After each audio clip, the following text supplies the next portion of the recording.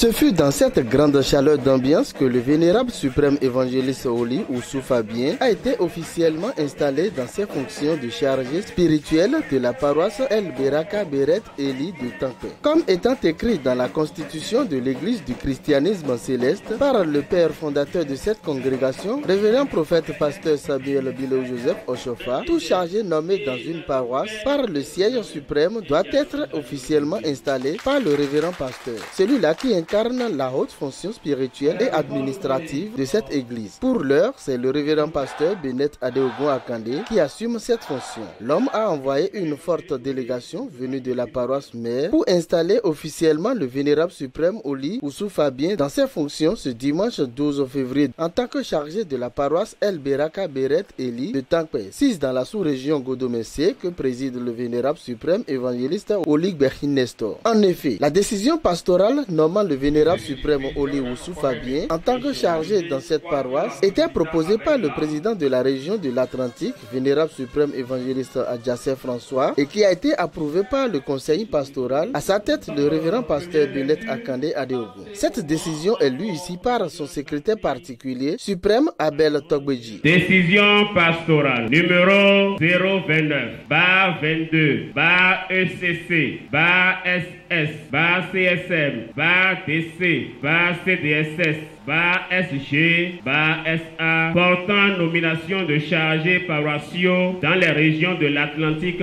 et de l'Ouémé. Le président du comité directeur du Saint-Siège de l'Église du christianisme céleste. Vu la naissance de l'Église du christianisme céleste à Porto Novo, dans l'ancienne colonie française du Dahomey, actuelle République du Bénin, le 29 septembre 1947. Considérant l'investiture du révérend pasteur Bennett Akande Adeogun en qualité de président du comité supérieur mondial et président du comité directeur du Saint-Siège le samedi 4 septembre 2010, conformément aux dispositions de la Constitution de l'Église du christianisme céleste.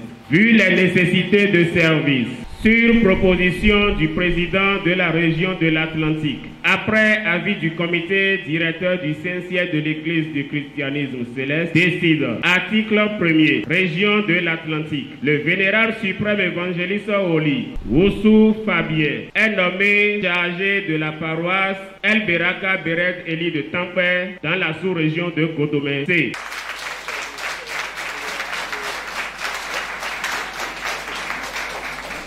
Article 2. Le nouveau chargé paroissial ainsi nommé devra, avant toute prise de fonction, prendre part à une formation religieuse obligatoire prévue à son intention. Article 3. La présente décision pastorale abroge toute disposition antérieure contraire. Elle prend effet pour compter de la date de sa signature et sera publiée partout où besoin sera. Fait à Porto Novo le 26 avril 2022. Signé révérend pasteur Bennett Adeogun, chef mondial de l'Église du christianisme céleste. Le représentant du révérend pasteur Bennett Adeogun Akande à la circonstance, chef de cette délégation, pasteur Nestor Abiogba, a officié cette magnifique cérémonie qui a connu la présence effective du président de la région de l'Atlantique, vénérable suprême évangéliste François Adjassé, et son premier vice-président, vénérable Herman Agbadjigan, pour ne pas citer que ceux-là. Vénérable suprême évangéliste Oli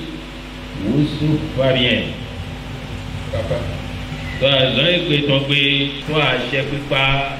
L'embofo, tout d'abord, nous, notre tonton, par exemple, sur les couvents, on est grand pasteur, Miton, Adeogun Akande Benoît, Miwa, nous, Miton, toi, nous, Ekeji, Tueke, Nadwa, Cambio, nous, Plé, et puis, on peut pas tout nous, comme il y a Cambio, Miton, Dido, mais vous voulez avoir, auto, petit sommet, dans tout son gang, d'abord, à Guéké, il est Djedou, Taïd, Djedou, Aïe, Papa, Oshofa Bileo Joseph Samuelson, alors il est en dessous de Nayaka.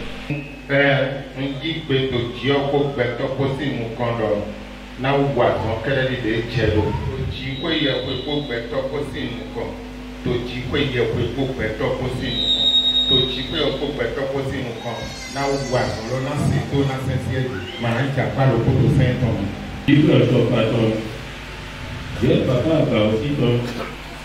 Je papa allez voir quand il est à ton. et guano na papa ojo papa e wa no to do ko me ka bu si ona lo ko to je lo na gba lo na mi o ko be to lo ni ina se do a lo to ne to a to me bi to me ije ni ko e kan sai ide do a to a lo to do na do to le me ije e ke we tito o sendo aí a globon ego go plato we lo me to bi de pe ya yi kon ni do ase ko we lo conseiller et mon coup et mon chat mon chi et ti to ne e na de do ali ya na kon wa ma to na chi abode we ni to ko to a lo se me ke e ba si òwe ṣiṣẹ́ alọ́pàá déédéé tó àlọ́ náà dùn àìtọ́ àgbo lọ́tọ̀ọ̀tọ̀ wọ́n ti sọ̀rọ̀ wọ́n bẹ̀ káká wọ́n tó ṣe ọ́nà lọ́tọ̀ọ̀tọ̀ kọ́ńdà yìí lọ eyín ètò fìyè ṣiṣẹ́ dé pépé máa ti bọ̀ iná gbọ́ná dé máa tó ti bọ̀ iná dẹsẹ̀ dé iná tó pẹ́ wọ́n ètò ìlọ́mẹ̀ ẹ̀yìn àlọ́ náà ṣáájú lọ́sọ̀rọ̀ gbé. Tito àzán esi no conjure esi we go wa to pa e ton ko tre lo to aga mo pre ti se ko to ko kon je ni to le ko ye to bi je ma ga la ni se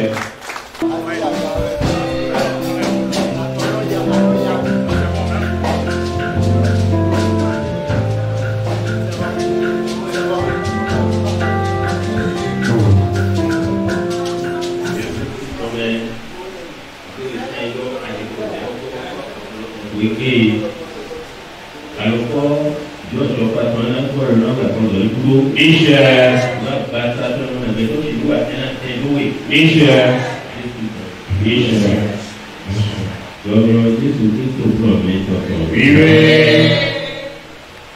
wani na me to ko ke to vive ko we to vive bí tó a ti tó ewé òkú náà etí ètò àlọ́ tó ẹ̀mẹ́ àlọ́kọ́ tó ẹ̀yìn pàtàkì náà gbẹ̀tọ́ náà gbẹ̀sẹ̀tọ́ yìí kan yẹn ẹ̀ máa nù ọ̀la náà lóyún kan yẹn ọba sí nbẹ̀rẹ̀ ètò ewé gbàgbọ́ lẹ́gbàtọ́ náà mẹ̀sẹ̀ ètò ìṣẹ́ òdúrà gbàtàtọ́ náà gbẹ̀tọ́ jàyí gbàgbọ́ ẹ̀tọ́ ní ẹ̀ ìṣẹ́ ìgbọ̀ gbogbo tó tó ẹ̀yà tó pọ̀ lẹ́kọ̀ọ́ wúlọ́ lẹ̀ tó àbúrò ní bí àti ìgbọ̀ àgbà ẹ̀tọ́ gbèdé lò ìṣẹ́ wàá gbọ́ àlọ́ ẹ̀ tó gbọ́ ẹ̀ tó tọ̀ bá tó amẹ́ ìṣẹ́ ìwé àṣẹlẹ̀ ìṣẹ́ nígbà tí ẹ̀kọ́ àṣẹlẹ̀ fún lè jù ìṣẹ́ yéṣu ìdòkúrò ìṣẹ́ ìṣẹ́ tó ìgbọ̀ Jésù Kristo mẹ́ Alléluia Alléluia Alléluia Alléluia Alléluia Alléluia. Le conseil que je lui ai donné, c'est que il n'a qu'à mettre dans son idée que cette œuvre-ci, ce n'est pas une œuvre charnelle, c'est spirituel, c'est donné par Dieu.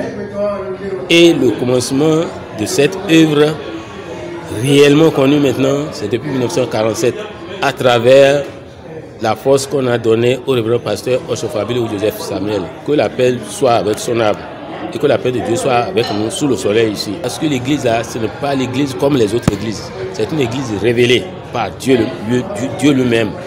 C'est lui-même qui a choisi Papa Oshofa. Il lui a donné la plénitude de toutes les forces.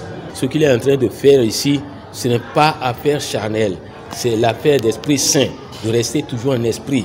Et de ne pas mélanger avec la volonté charnelle, parce que la volonté charnelle va contre l'Esprit Saint. De rester toujours en Esprit Saint, afin de pouvoir conduire les brebis au bon port. Aujourd'hui là, moi je suis content que j'ai été animé par l'Esprit de Dieu. À l'issue de cette magnifique cérémonie d'installation officielle du chargé Oufsou Fabien, la joie était grande dans ce temple. L'homme s'est exprimé devant notre caméra. Yemodo, mais Tofi, non, do sisina Saint-Siège, de Saint-Siège do ouais, mais doit respecter. Do yemajuran bio de hodome, majuran bleu alenu Saint-Siège ton, de do no respecter. De yo su mondo, njaha. ouais zemi adeji e vivi komeje gundin mi so bai be jacho nkan to mi tan daho papa de Ogun le gwo hoto agunsan o lo tonton et Jean et Kasser représentant et ton pasteur Abiopa Sedo boy wa représenter ton tofi papa boton le et me powa et jacho ko meje hom nu che wepe papa de Ogun jewe na ko do gbe bona na enu yan zizin Salomon ton to bi bode me na no bona wa zan jewe na ido pe ko na ye considérer mi en tant que vie Saint-Siège ton ou est wa ze nu kon Saint-Siège ton do fi de yeze chargé ou représentant Saint-Siège ton tofi nene donc nous représentant Saint-Siège Tondo El Beraka Maman Boton de la paroisse El Beraka Beret Deli de Takpen fait une petite historique sur le vénérable suprême Oli Oussou Fabien.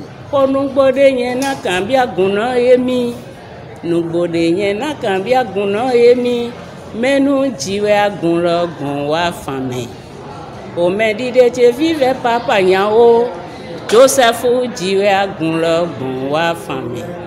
Iroku Joseph ton budolo menu lo mewe agunlo ti mwene we yen kambio. Yena kambio nu kontole lo menu we eso jona. O medi de te vive Oussou Fabien be wi si ma we agunlo je to kan hele. Bo klen to Jesu na he kakadoi. Et na henhe babara henhe agmain Jésus tomoro peme Fabien flanga manto fi de fo Jésus mewe be do moto gberagbe kra gba sikon ye kon Fabien e ma ro ko de sigan agun ba jedo di mi ka yi din ka Fabien kale agun fi ye de mai me de hun ne runa ka mi anu fi be wa fi o to e de mi wa fi egbe viviami bo jaya ba kruno na henhe kana mi wo su mayon we kon eti. Vénérable suprême évangéliste Boton Thomas, membre de la délégation pastorale, s'est confié à nous.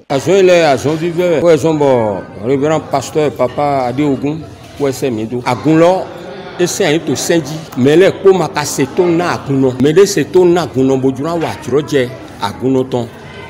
Et durant nos pigbomes, filé de nous comptons, révérend pasteur Papa Ade Ogun, et concédeur Fabien Oussou, et Tinto Aguno Glo.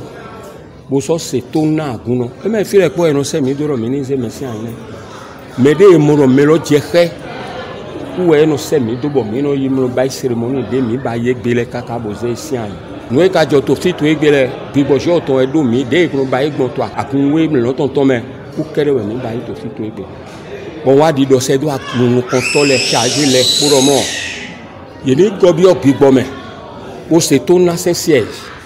Nous et doyena baile yini bail pour les pots mais sous soit évidemment ne mi bail homologation leton ina ya conjoint misi agunemo essentiel ganayi pouvez manga wa kunone yeme de katin to fleme de doto aguno ton weyin onya ya je na aguno ho nous e aguno dodo eni bail e ro bail we o vino se to na o to Fabien e se to na aguno o je on a so ze do aka nous e na dona convier to le yeme ko na izanien. No président région ton jour no fit to egbe pour la délégation Saint-Siège ton jour no fit din mi do ya so le ko boyi ba se alo me mo enu iwa e ton le to akunloji e na so mo akun konto di na le do ele pour na so wa so po wo so po alo me e ma ja ito aso lo. Très joyeux, le désormais représentant officiel du président mondial de l'église du christianisme céleste dans la paroisse El Beraka Beret Deli, vénérable suprême évangéliste Oussou Fabien, car c'est de lui qu'il s'agit, adresse un message fort à tous les chargés paroissiaux. On a quand même donné chargé des couleurs. Il n'y a qu'un peu de Saint-Siège. Il n'y a pas de Saint-Siège. Saint-Siège n'a de alina. Ali n'a bon. On a mis mais Saint-Siège n'a de alina. Dans Céleste World TV. Dominique Koudou a zomiton mi plombo e jacho bo mi kazo ze wanyi gona jona gwalona télévision ko lobo e na so yakawu kamo. Nos félicitations à l'endroit du vénérable suprême Oli Oussou Fabien qui a su gagner la confiance du Saint-Siège et surtout celle du président du comité suprême mondial de l'église du christianisme céleste, son éminence révérend pasteur Benet Adeogun Akande. Que l'éternel Dieu miséricordieux vous protège davantage dans l'exercice de cette noble mission. Nous encourageons le Saint-Siège à élargir cette installation officielle des chargés sur le plan national, histoire de diminuer les dérives que nous observons très souvent dans certaines paroisses. Alléluia.